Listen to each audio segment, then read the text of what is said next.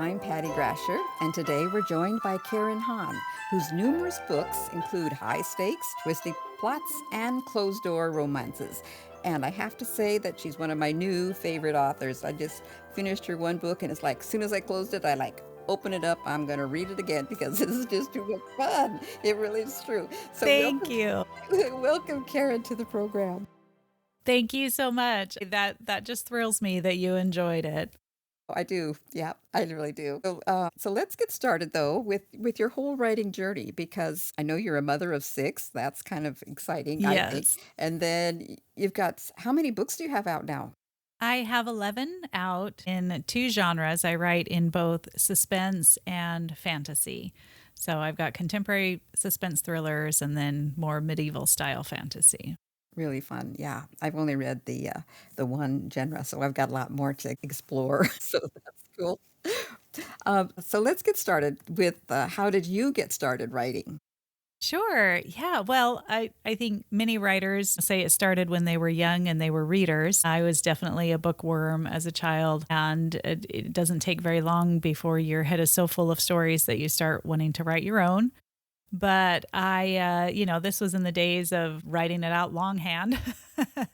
I remember when I was a teenager, I saved up and I bought myself a typewriter, and I was so excited that they could be typed. But there's no save button on a typewriter, so all those stories are gone. But it was fun. It was a good outlet, creative outlet for me when I was young, and I mostly wrote poetry and short stories. When I went away to college, my hope was to be able to write at some point professionally. Most likely I assumed it would be in addition to another career, knowing that it's hard. It's not everyone wants to be the best-selling author that everybody knows and goes on book tours and does the exciting things and brings in fat stacks of cash, but that's not the reality for most authors. But it was interesting because in my college experience, I did a lot of I took some creative writing classes, and my program of study involved studying literature, but the focus was so much on literary fiction that by the time I finished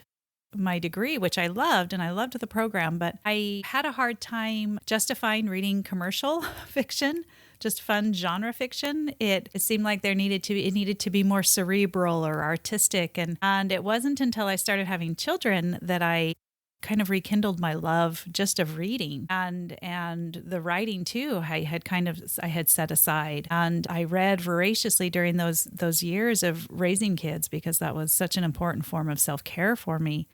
But I didn't start discovering my own writing voice until about 12 years ago. I think it's been when my sister passed away from breast cancer, and she was young. She was only 37 and had 4 kids of her own, and it was a really challenging loss.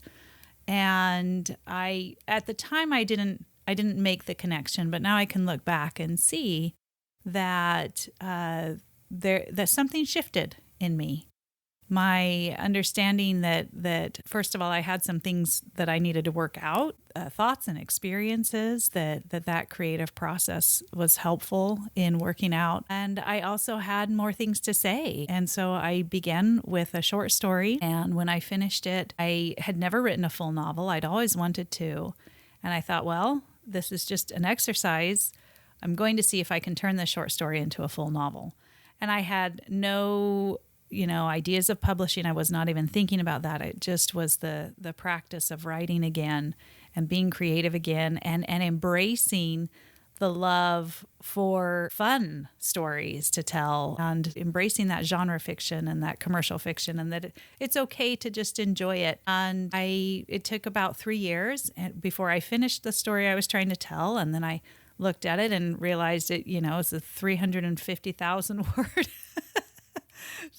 fantasy story, medieval fantasy, that what do I do with this now? Nobody's going to pick up something that big unless my name's Brandon Sanderson, which it's not. So I ended up splitting it over the next couple of years, splitting it into a trilogy, and then thought, well, is that it? Is that all the story? Because it had consumed me for so many years getting this story out. And then decided to try something different and went a completely different direction, doing a contemporary mystery, an afterlife suspense where the main character actually is dead, and totally different but wonderful experience. And from then on, I've realized, no, I do have many stories to tell.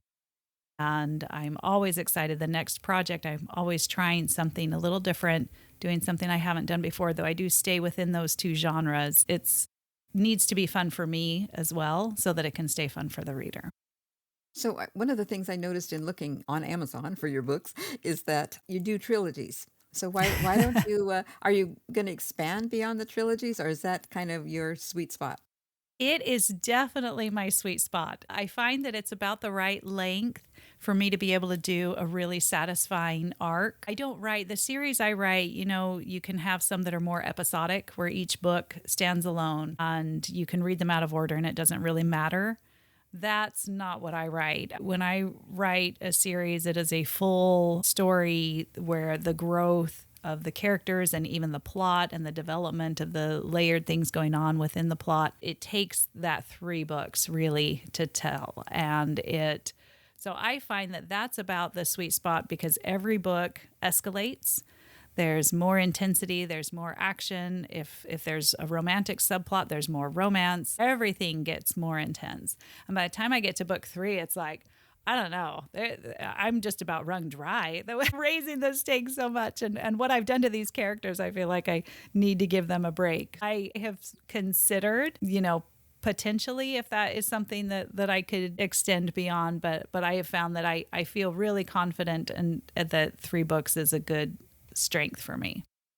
That's interesting because like the big thing is if you want your book to be successful, it's got to be this long series with, Hmm. 18, 20 books. Yeah, but it's fun the fact that you can split into totally different directions with your books. So that is very fun. So one of the things I discovered that you started with something called Vella, which is on just Amazon, I think. So can you tell us a little bit about that? Yeah, sure. So it was back in 2021. Amazon launched a serial fiction platform called Kindle Vella. And some people may be familiar with Wattpad or now some of the names of the others are I'm losing it. But there are other platforms out there where authors write a little bit of the story at a time, readers read it. They may be able to give feedback and shape the direction the story is going. And there are some people who really, really enjoy it. I had never written serial fiction, but I have tried to, through my journey, to be open to anything and trying new opportunities. So at the time, I had this little short story. It wasn't even a full story yet that I had done during a writing camp that was just for fun. It was just a palate cleanser. It was begin with the idea of what if we raised, what if somebody raised dragons the way we today might raise chickens? And what would that look like? And that was literally the only thought that I had as I started the story. And it grew and I had several scenes and it was fun. It was more lighthearted and I didn't have any plans to finish it. So I thought, well, this might be a great opportunity to finish the story, see where it goes, try this serial platform. And so I did from the beginning, from the early days of Kindle Vella. I worked on what became the Hatched series. I now have 3 books. And it's funny because that first one, because I was writing it for this platform, I wasn't so much worried about length and I just wanted to tell the story the way the story needed to be told. And so it's pretty short. It's just under 40,000 words and it's a very quick read. The second, what's called Seasons on Kindle Vella then was double that length. And then the third and final season was double that. So there's a massive difference when you hold the 2 books up between book 1 and book 3. But at the time, I didn't worry about that because it was all on this serial platform. And it was really, really successful. For me, the Amazon put a lot of effort and gave a lot of visibility to the stories that readers were enjoying. I connected with some really wonderful authors who we have since stayed connected and helped promote each other's work. and met some really wonderful readers. And so they are now closing down the platform. Ultimately decided it wasn't going to be feasible for them. I learned a lot about my writing through writing serial fiction, and it did change some things for me as far as, the chapters or the episodes needed to be shorter. They needed to end more with a hook to bring the reader back the next week. There were things that changed in how I wrote. And so that series so that is my Hatched fantasy series, and it's a dragon adventure. There's some romance, and it has a very different feel than my first series, which is the Wallkeeper series, also fantasy, but has more of that slow burn and very immersive. And it for many readers, it becomes their favorite series. But Hatched is the one that really became more well known and drew a lot more readers in, and that continues to be my most popular in terms of numbers of readers for that particular series. So it was a really good experience overall for me, even though I decided that it wasn't necessarily how I wanted to devote all of my writing to actually writing serial fiction. Some authors have gone on and found other platforms, but for me, that was kind of a one and done. But at the end of it, I had this great trilogy that I would not have had otherwise. So that's cool. So what about, are all your books self-published through Amazon, or what's your publishing journey like? Yeah, thank you for asking. It's interesting because I think we all start with the hope that we will get a traditional contract and it'll be amazing and, become full-time status there at that point. And as I said, I'm open to trying anything, basically. So I knew with the completion of my first trilogy, that Wallkeeper trilogy, that it was because there's no magic in the book. It's more political intrigue and spies and relationships and in this medieval setting. And I knew that it was not going to fit well in the market. So I didn't even try to sell that to a publisher. I didn't even try. But I used that to try self-publishing because I wanted to know what it was about and what it was like and if it was something that would be a good fit. At the same time, I had a couple of this was in 2020, and I had a couple of mysteries that I had written, and I ended up getting an agent, went through the querying process. I set a goal for myself because, of course, it's hard to be rejected, right? There's nothing that's never easy. And I set a goal for myself to get 100 rejections per manuscript before I gave up on querying. And that made it a little easier because then the rejection just felt like I was accomplishing a goal instead of just being rejected. But I did. I ended up getting a great agent, and she was wonderful. And we talked about different things. I knew from the research I had done and talking to other authors who had published with small presses that I didn't want to go that route, that the amount of work that's on the shoulder of the authors, that I could learn to do that myself. And I didn't feel like there was much that they would be offering that I couldn't learn. But a big publisher, obviously, with a larger marketing budget and a larger team, could certainly offer more. So I limited her in her searching to big publishers. And she set about trying to sell these manuscripts. And we had some wonderful responses. And actually, it was some of those conversations and feedback she got from editors that sent my contemporary suspense, Smoke Over Owl Creek, which is based on a Pacific Northwest logging town, is the location. And originally I wrote it as a standalone, but from that experience ended up developing it into another 3-book series, a trilogy. And it is my most popular suspense those books are, and they've been received very well. So I'm really grateful that I didn't just stop at the one. But ultimately, it was 2020, and you know what that year was like, and the publishing world was in a lot of upheaval. And it was not a good time to be a debut author trying to sell something. There were certain things that publishers were looking for, and that was not what I wrote. And so we parted ways. And by then, I had learned a lot about self publishing and decided to just go ahead and do that with all of them. That doesn't mean I wouldn't be open necessarily to a deal with a traditional publisher at some point, but it's not something that I am actively pursuing because at this point I've invested so much into learning how to reach readers, what the market is looking for, that relinquishing a lot of those decisions to somebody else who has their business's best interest in mind, not necessarily my business's best interest, that would be challenging for me to do at this point. I can go with that. I have a question that just popped into my head because I have never gone with a publisher. I've always done self-publishing with my books. So my question is, when you got an agent, was that like on a retainer? Did you have to pay that agent like monthly fees, or how did that work?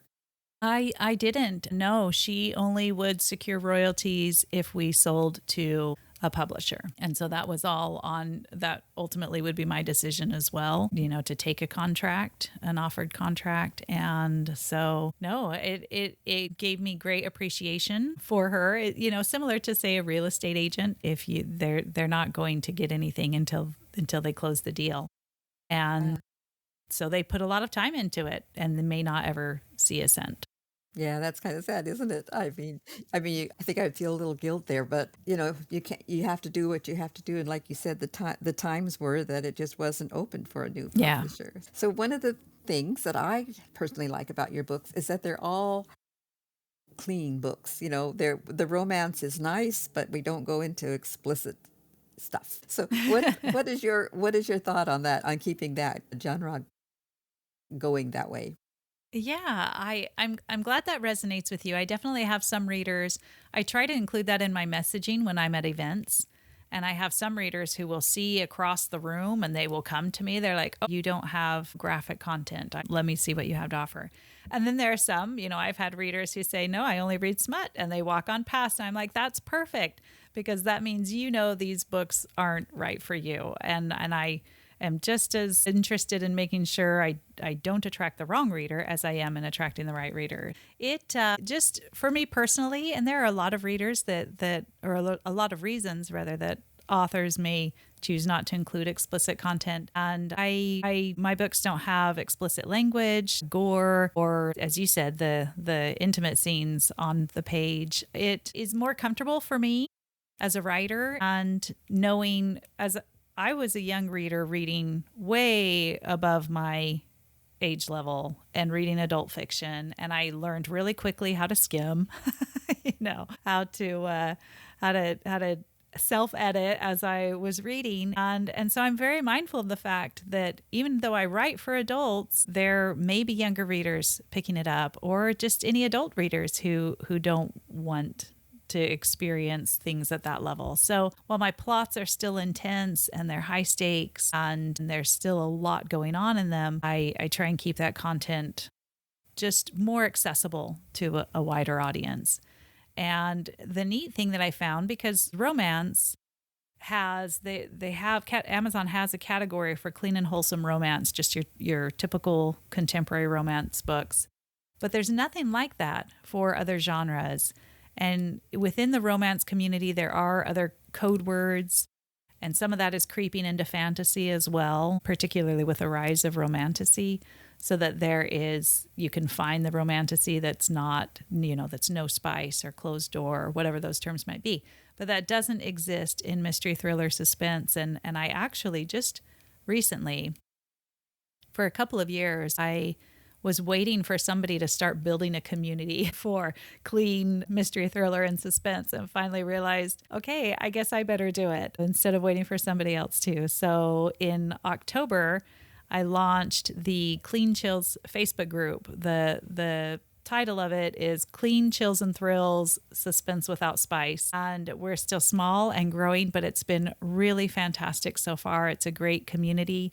It's not about shaming books that have that sort of content or readers who like to read that sort of content. It's just to provide a place where readers who are not looking for that content can find the books that they're looking for. And I have met some wonderful authors. I particularly am looking, I enjoy thrillers, and I've met some great authors who are writing intense, exciting, fun, action-packed thrillers that don't include explicit content. So that's been really rewarding for me as a reader, and I work to promote them and help them find readers. The group itself includes all genres. So you have, you may have a really sweet cozy mystery all the way up to an intense psych thriller.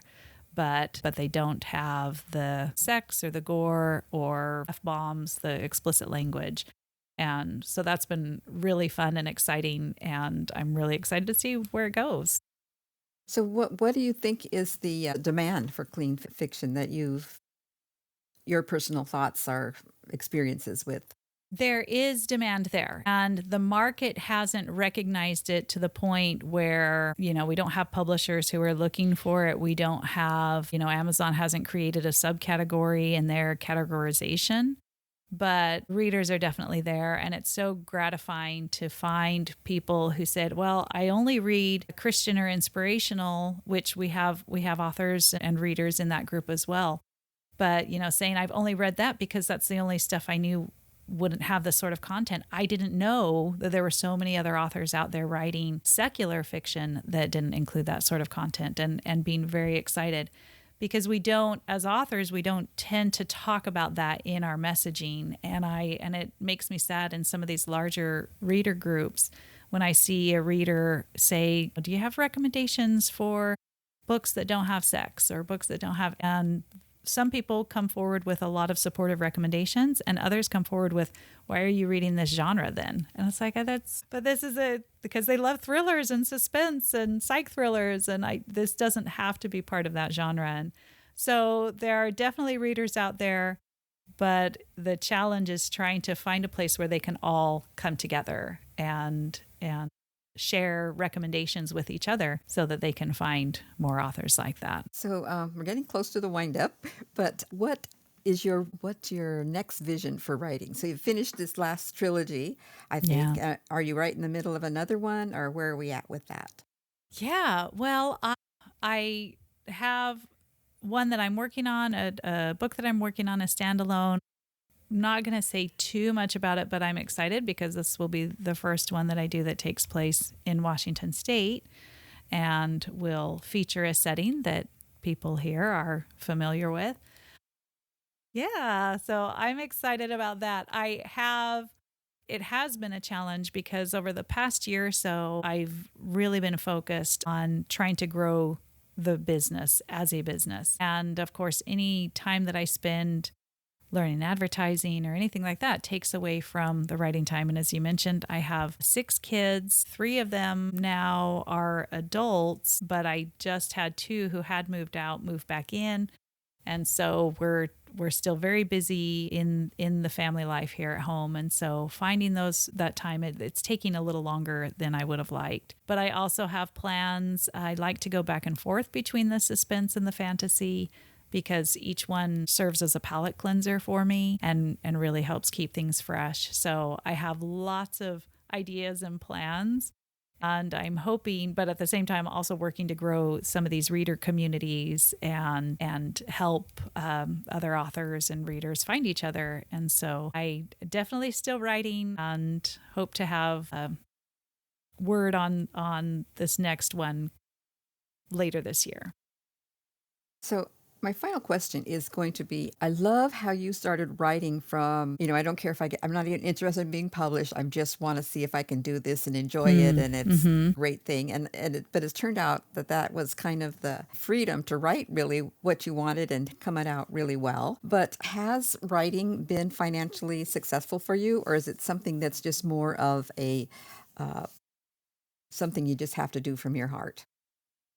That is such a good question. And I love that question because initially it was all heart. And then it came to a point where it's like but also it would be nice to bring in, and of course, we all know that the economy is not in a great place and inflation is staggering. And I have a large family, and I am blessed that because my husband is the primary wage earner, that it has given me some of that flexibility to learn and take my time to learn that. I do also work part-time, and my goal would be to be able to have the writing replace that income. I'm not there yet, but as I said, I've been focused more on growing that business particularly with the advertising side. Last year, I took a course from Matthew J. Holmes on Facebook ads, and that has been really, really wonderful. I've spent way too much money on other better known resources that did not pay for itself, and this one has been fantastic. So but it's slow, and my hope is eventually to get to that point. I had an interesting conversation with an author once where she was commenting on how even if you don't make a lot of money with it, her example was, just think what, say, $500, an extra $500 a month would do. That's a car payment. That's helping a child in school or paying for, whatever. And I thought, what a wonderful perspective, that even if it's not bringing in a full-time income, every little bit can be a blessing, and can change a life or a household that is struggling to make ends meet in this economy. And I remember that sometimes when I feel like this is a very slow journey. I don't know if I'm ever going to get where I would like to go, that even those small steps can make a big impact. Okay, so thanks, Caren, for a wonderful interview. I'm excited to read more of your books, and I think your author journey is very unique. But it's a great way to break into writing. Start with your heart, and then go for the profit later.